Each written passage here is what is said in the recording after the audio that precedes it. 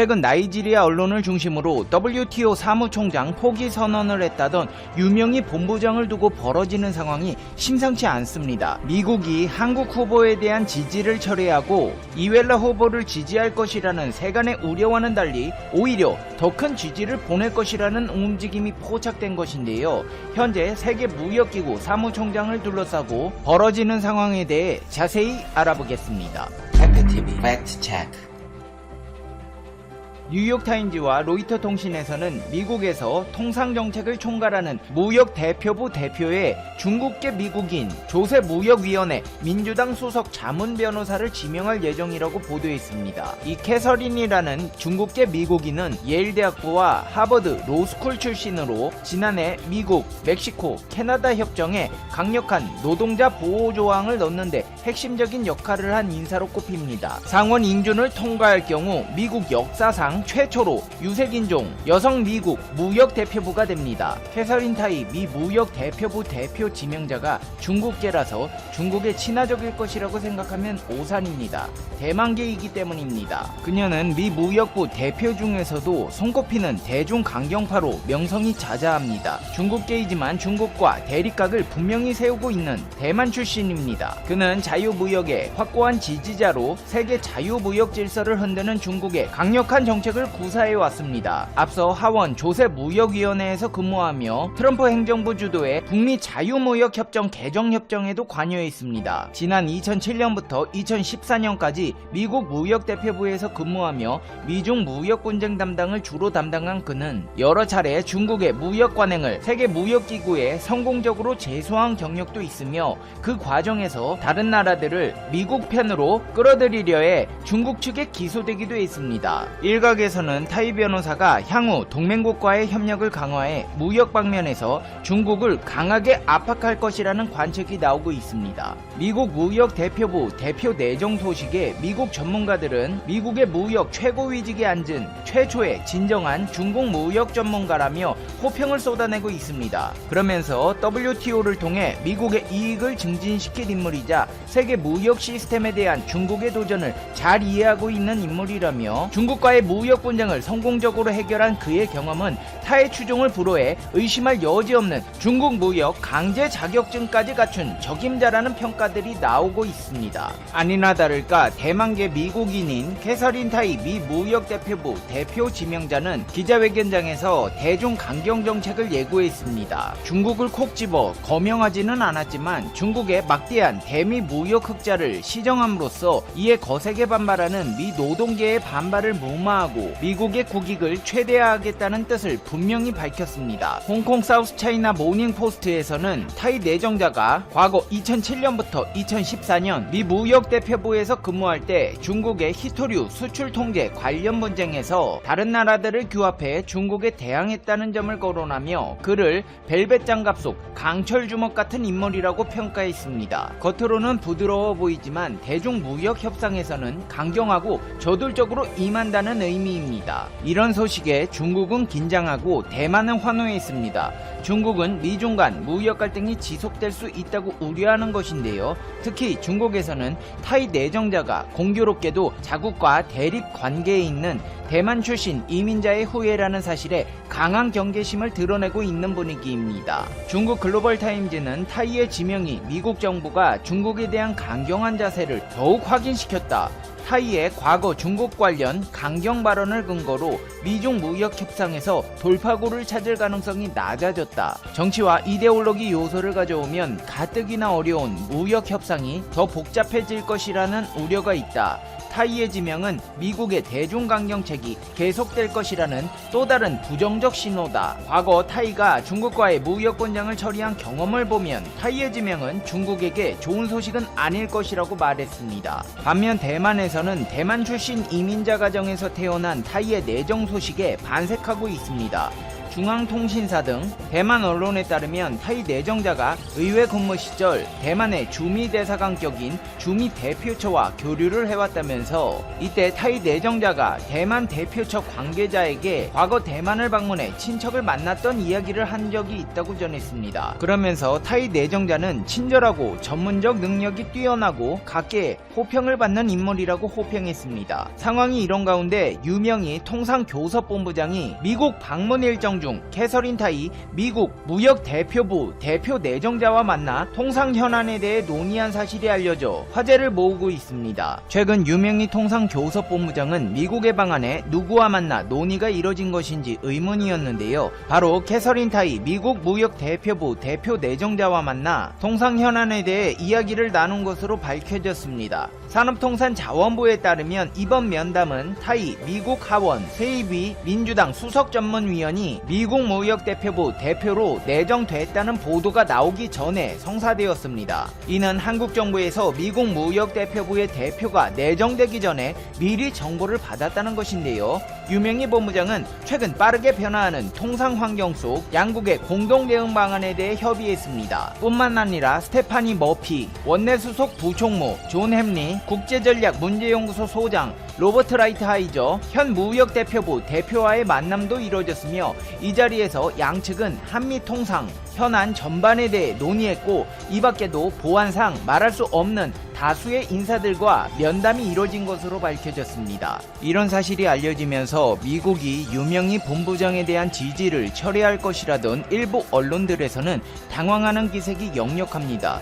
게다가 최근 유명희 본부장을 변함없이 확고하게 지지한다는 미국의 입장을 WTO가 확인하면서 선거가 내년으로 연기된 바 있습니다. 자신이 이미 선출이나 된 듯 샴페인을 터뜨리며 여기저기 전화를 돌리던 응고지 오콘조 이웰라 후보는 머쓱해지는 상황이 아닐 수가 없습니다. 실제로 미국의 대중정책 기조는 날이 갈수록 치열해지고 있습니다. 미국과 영국 증권업계에서는 중국 국영기업들을 지수 종목에서 퇴출하고 있는데요. 로이터 통신에 따르면 나스닥이 미국 정부의 규제에 따라 오는 12월 21일부터 중국 건설 제조업체 4곳을 지수 종목에서 제외하기로 했다고 보도했습니다. 중국 국영 반도체 기업, 중국 교통건설, 중국 철건, 중국 중차가 나스닥 지수에서 제외될 종목인데요. 증시 등락 추세를 파악하는 표본이 되는 지수 종목에서 퇴출되면 해당 기업이 시장에 미치는 영향력이 대폭 줄어 더불어 신용도 또한 낮아져 자본 조달 계획에도 차질이 불가피할 전망입니다. 지난 10일에도 CCTV 제조업체로 유명한 하이크비전 디지털 테크놀로지를 비롯해 중국 기업 10곳을 다우존스 지수 종목에서 퇴출했고 지난 4일에는 영국 파이낸셜 타임즈 증시가 글로벌 지수에서 중국 기업 8곳을 지수 종목에서 제외했습니다. 중국 기업을 퇴출하는 미국의 처방은 이뿐만이 아닙니다. 지난 2일 미국 하원은 외국 기업 책임법을 만장일치로 통과시켰습니다. 이 법은 외국 정부와 관련이 없음을 증명하는 서류를 증권거래위원회에 제출토록 하고 관련 서류를 제출하지 않거나 미국 회계감사위원회 감사를 3년 연속 받지 않은 기업의 주식 거래를 금지하는 내용을 담고 있습니다. 미국 증시에 상장된 기업 가운데 회계감독위원회의 감사를 받지 않은 곳은 224곳으로 이 중 213곳은 중국과 홍콩 기업입니다. 이러한 미국의 강력한 조치에 힘입어 향후 중국 기업들의 해외 시장 자본 조달 계획은 차질이 불가피해 보인다는 것이 시장의 평가입니다. 당연히 중국은 강력하게 반발하고 나섰습니다. 왕원빈 대변인은 정례 브리핑에서 중국은 미국 정부가 근거 없이 중국 기업을 억압하는 것을 강력히 반대한다. 이런 행보는 미국 측이 일관되게 표방해온 시장경제 원칙과 국제무역 원칙에 어긋나는 것이다. 중국은 미국 정부가 경제무역 사안을 정치화하고 국력을 남용하며 국가안보의 개념을 확대 적용하고 외국 기업을 억압하는 잘못된 행보를 중단한 것을 촉구한다면서 중국 정부는 자국 기업의 정당하고 합법적인 권익을 단호히 수호할 것이라고 강조했습니다. 이렇게 말하면서도 미국의 조치가 중국에 별다른 타격을 입히지 못한다고 역설하기도 했는데요. 중국 자본시장의 개방 수준이 점점 높아지고 국제 투자자들의 중국 기업 주식 구매가 날로 편리해진 상황이라서 개별 기업 주식이 지수에서 제외된다고 해서 국제 투자자들의 해당 기업 투자가 우리가 영향을 받는 것도 아니며 국제 투자자들의 중국 발전의 이익을 공유하는 것이 방해받지 않는다고 주장했습니다. 이제 페페TV의 결론입니다. Conclusion. Pepe TV. 응고지 오콘조 이빌라 후보의 설레발에도 불구하고 미국의 강력한 지지에 힘입어 유명희 본부장의 WTO 사무총장 도전은 계속되고 있습니다. 중국의 횡포를 바로잡고 일본 수출 규제 등 불합리한 사안들에 대해 조치를 취하고 국제 무역 질서를 바로잡기 위해서는 유명희 본부장의 선출이 필수적인 상황인데요. 각국들이 보다 현명한 판단으로 WTO 사무총장 선거에서 소중한 한 표를 행사하기를 바랍니다. 페페TV 시청자 여러분은 어떻게 생각하세요? 페페TV는 여러분의 생각이 궁금합니다. 댓글로 여러분의 생각을 남겨주세요. 그러면 여러분 오늘 하루도 행복한 하루 되세요. 당신은 소중하니까요. 다음 영상에서 봬요. 안녕.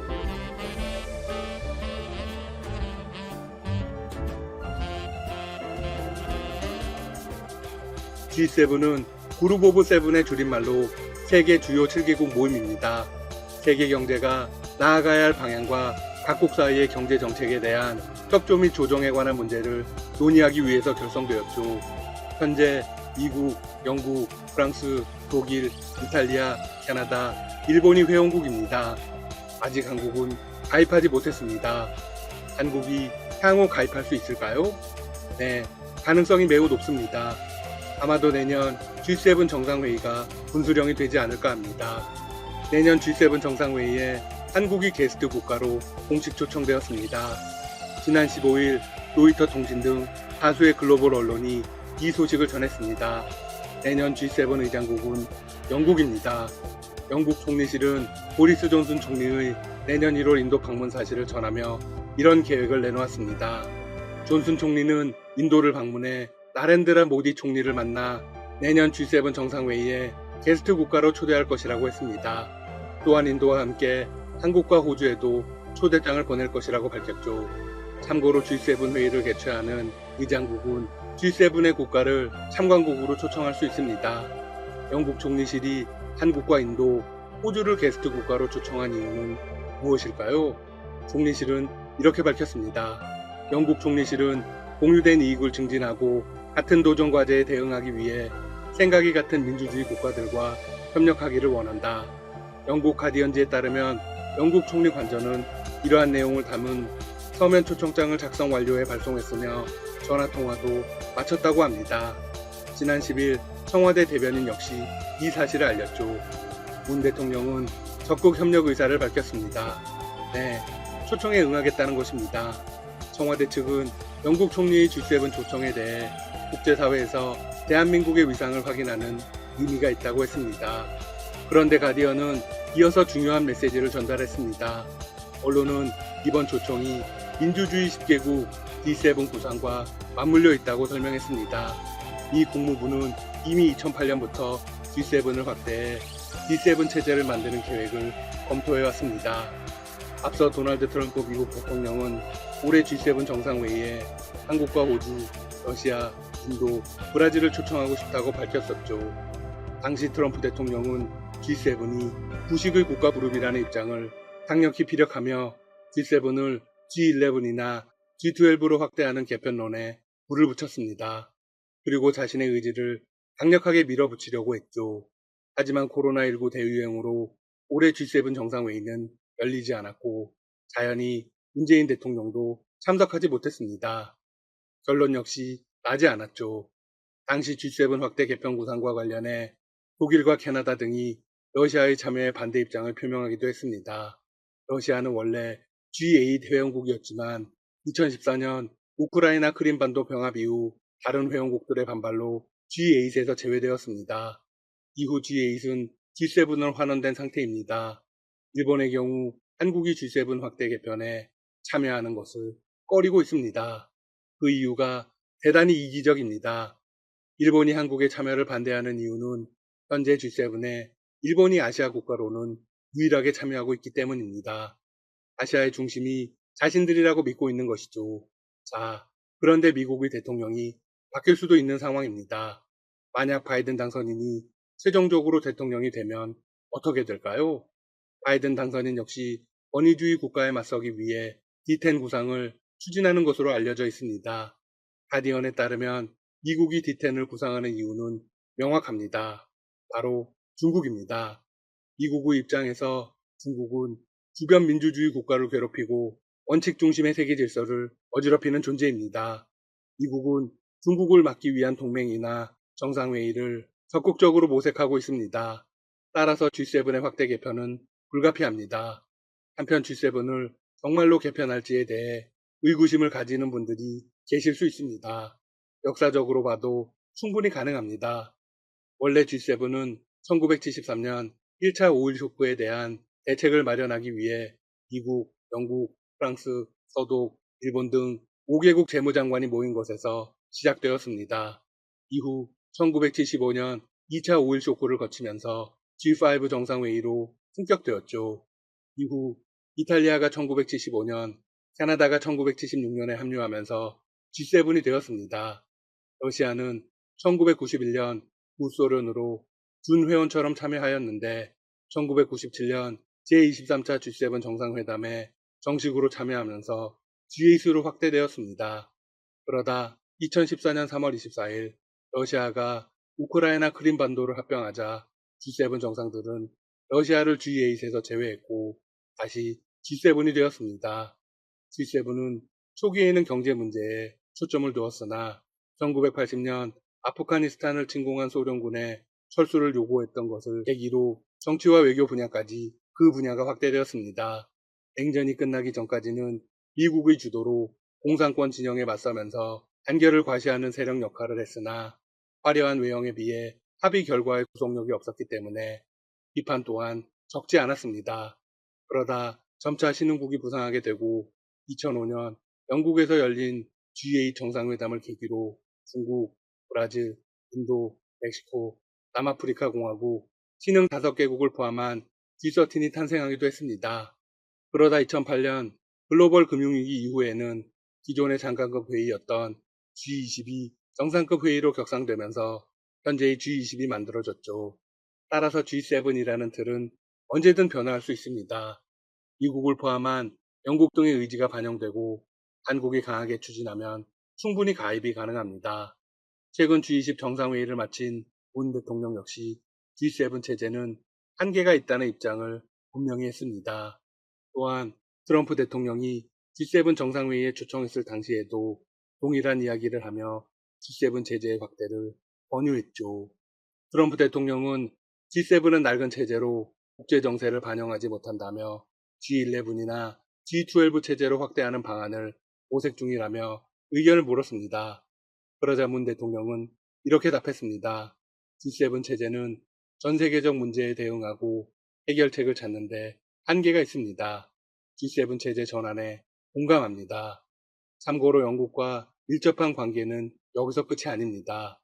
내년 중 동아시아에 파견될 영국 퀸 엘리자베스 항공모함 전단이 우리나라에도 방문할 예정인 것으로 알려졌습니다. 퀸 엘리자베스급 항모의 방한 추진은 처음입니다. 동아시아 방문 목적은 중국을 견제하려는 미일 대중 전략에 부응하는 성격이 큽니다. 그런데 우리나라까지 방문하려는 것은 우리 정부와 군이 추진 중인 경항모 계획에 적극 참여하려는 영국의 희망이 반영된 것이라는 해석이 나옵니다. 군 당국은 현재 2.5만 톤급 경항모 건조를 적극 추진 중입니다. 하지만 일각에서는 이왕 항모를 보유한다면 방어 능력 등을 감안해 영국 퀸 엘리자베스급 같은 6만 톤급 이상의 중형 항모를 건조해야 한다고 주장이 나오고 있습니다. 영국은 경항모 사업에 퀸 엘리자베스급 항모 건조 기술과 F-35B 스텔스 운용 노하우를 제공할 수 있다는 입장인 것으로 전해졌습니다. 지난 2017년 주역한 퀸 엘리자베스 항모는 영국 해군 사상 최대급 함정으로 만재 배수량은 6만 5천 톤, 길이는 280m에 달합니다. F-35B 스텔스 수직 이착륙기를 비롯 각종 헬기 등 40여 대의 함재기를 탑재할 수 있죠. 한국의 입장은 어떨까요? 아직까지는 꺼리는 상황입니다. 중국 견제를 위해 아시아에 파견될 퀸 엘리자베스 항모 전단이 우리나라를 방문할 경우 중국 측의 민감한 반응을 초래할 수 있기 때문입니다. 신중한 상황이죠. 하지만 장기적으로는 꼭 필요한 일입니다. 지금까지 닥터시사TV였습니다. 여러분 시청해주셔서 감사합니다. 구독과 좋아요 부탁드립니다.